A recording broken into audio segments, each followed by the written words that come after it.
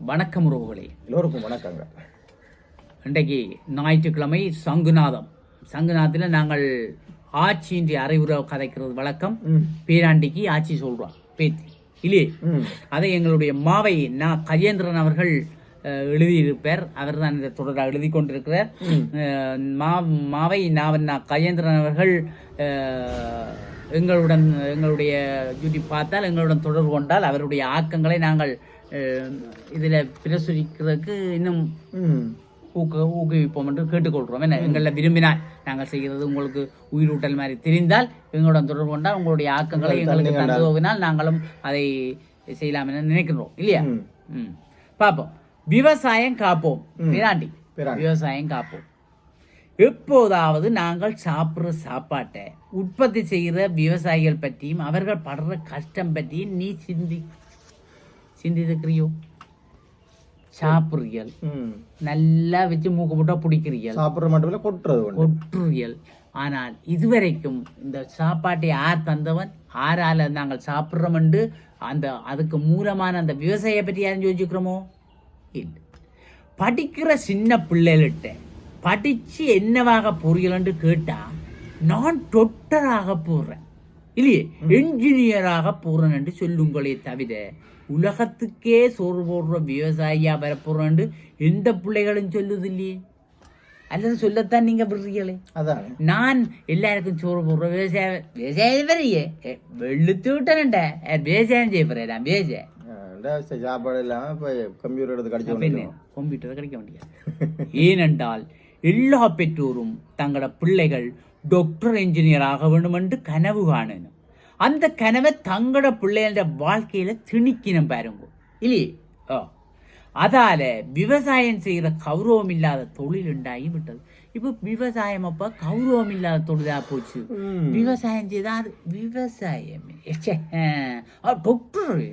எந்த பிள்ளைக்கு நான் ஒரு டாக்டர் தான் பார்க்குறேன், நான் இன்ஜினியரை வச்சுக்கிறேன் என்றுதான் கதை. ஒரு பழக்கடைக்காரனை கட்டித்தரணும்னு நினைக்க மாட்டாங்க. பழக்கடைக்காரன் விவசாயம் செய்ய பழக்கடையே, ஆனா பழத்தை வாங்கி சாப்பிடுவீங்க. உழுது பண்படுத்தி விதை விதைச்சு நீர் வச்சு களி எடுத்து பயிர்களை காபந்து பண்ணி அறுவடை செய்து சந்தைக்கு கொண்டு போனால் அங்க விளைபொருட்களை அறாவிலைக்கு கேட்கிற கலாச்சாரம் இல்லோ இருக்குது இங்க. அப்படியே அவங்கள் பட்டு உழுது நட்டு தண்ணி ஊற்றி மருந்தடிச்சு காய்கறி வெயிலுக்கு நின்று புடுங்கி உங்க கொண்டு போனா சந்தையிலே அறாவிலையே கேட்கணும் இல்லையே. அதோட 10 கிலோக்கு 1 கிலோ களிவண்டு கொட்டுமைகளை கேட்கறதுக்கு ஆள் இல்லாத நெறியால விவசாயிகள் தான் பாதிக்கப்படுகிற பாருங்க. வாழைக்குரிய கொண்டு போனா 5 கிலோ கழிக்கிறாங்களப்பா. என்னன்னு கேட்டா அது தண்டு கழிவான். தண்டு 2 கிலோ தான் இருக்கும். பாவம், அவன் கஷ்டப்பட்டு வெட்டி கொண்டு போனா ஒரு 5 கிலோ கழிப்பம். என்ன 5 பேருந்து அந்த அதுலேயும் வாழைக்கலையிலையும் கொஞ்சம் கழிவு உள்ளதும் பழுத்தாளுகள் 1 கிலோ கழிப்பம். என்ன கழிச்சு போட்டு அவன் 10 கிலோ 4 கிலோவுக்கு தான் காய் கொடுக்குறோம். அதுக்கும் 120 ரூபாய்க்கு விற்கிறது 40 ரூபா 50 ரூபாய்க்கு தான் எடுக்கிற பாருங்க இல்லையே. நேற்று ஒரு விவசாயி உண்மையிலேயே நட்ட சொல்லி கவலைப்பட்டார். தான் வெட்டி கொண்டே கொடுத்ததாம். சரி, இவர் நெடுக்கத்தானே கொடுக்குறான், நியாயமா தருவேரண்டி போட்டு 25 கிலோ வாழைக்குள்ளியான் தன் கதலி கொண்டே கொடுத்தா 120 ரூபா விற்கிறாரு. எப்படியும் ஒரு 80 ரூபா போட்டு தரமாட்டார். ஒன்று ஜூச்சு போட்டு போட்டாராம். பேருந்து வாரண்டி போட்டு போனால் பேருந்து திரும்பி வரைக்கே இங்கே அது ஒரு 4 தண்டுகளும் அப்படி இப்படி கிடந்தது. இந்தாங்க நான் 60 ரூபா 70 ரூபா நான் 20 ரூபா வச்சு தான் விற்கிறேன் சொன்னேன். எவ்வளோண்டு பார்த்தா 50 ரூபா அப்படி தான் தேவை. பேருந்து பின்னேரம் பார்த்தா 120 ரூபா விற்கிறேன் தண்டை வாழைக்குள்ளையே வட்டி. பார்த்தீங்களா, 70 ரூபா சும்மா ஒன்று வச்சு பாருங்க. 1 கிலோவுக்கு 70 ரூபா அவருக்கு வருது.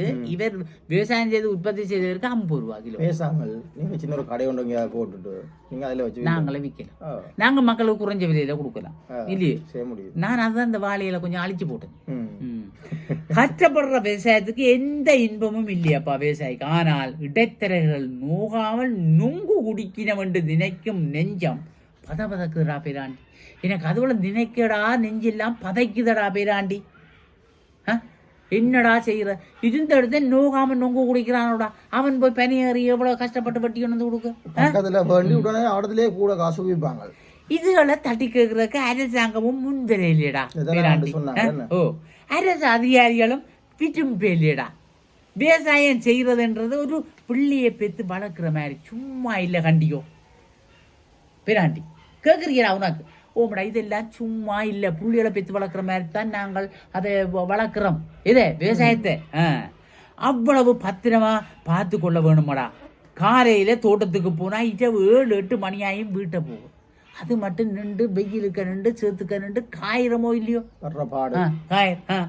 இவ்வளவு கஷ்டப்பட்டு அதுக்கு பலன் கிட்டாட்டி விவசாயத்திலே ஈடுபட மனம் வருமோ கஷ்டமா இருக்கு எவ்வளவு எனக்கும் நெஞ்சு பதைக்குதுடா பேராண்டி நீ வீட்டு தோட்டம் செய்கிறாய் என்று கொம்மா சொன்னவள் எனக்கு நீ வீட்டு தோட்டம் செய்யாமண்டு நேற்று வீட்டுல சமைச்சு பயற்றங்க கத்தரிக்காயெல்லாம் உண்ட தோட்டத்துல விளைஞ்சோண்டு கேட்க மன சந்தோஷப்பட்டுடா பேராண்டி உண்ட கொம்மா சொன்னாள் என்ற புள்ள தன் தோட்டத்துல நம்ம உங்களுக்கு தந்து விட்டவன் சமைச்சு எவ்வளவு ருசியா கிடந்த தெரியுமா ஒவ்வொரு வீட்டிலையும் வீட்டு தோட்டம் கட்டாயம் இருக்க வேணும் பாருங்கோ ஒவ்வொரு வீட்டுலயும் நீங்க செய்யுங்கப்பா தோட்டங்களை உங்கள் தேவைக்கு பயன்பட்டாலே இந்த சந்தையில போய் அவங்களுக்கு நோகாம நொங்க குடிக்கிறாங்களுக்கு நொங்க கொடுப்பாங்க அது வீட்டு தேவைகளை பூர்த்தி செய்யறதோட மனதுக்கு சந்தோஷத்தையும் தருமப்பா மருந்தடிக்கையில நான் நல்ல வாழைப்பழம் என்று ருசியா இருக்கின்ற ஒரு சந்தோஷம் வருமோ இல்லையோ அது ஒரு பொழுதுபோக்கும் தானே எங்களுக்கு எது வீட்டு தோட்டம் இவை எல்லாத்தையும் விட விவசாயத்தையும் புரிஞ்சு கொள்ற மனநிலையும் உருவாகும் ஏனென்றால்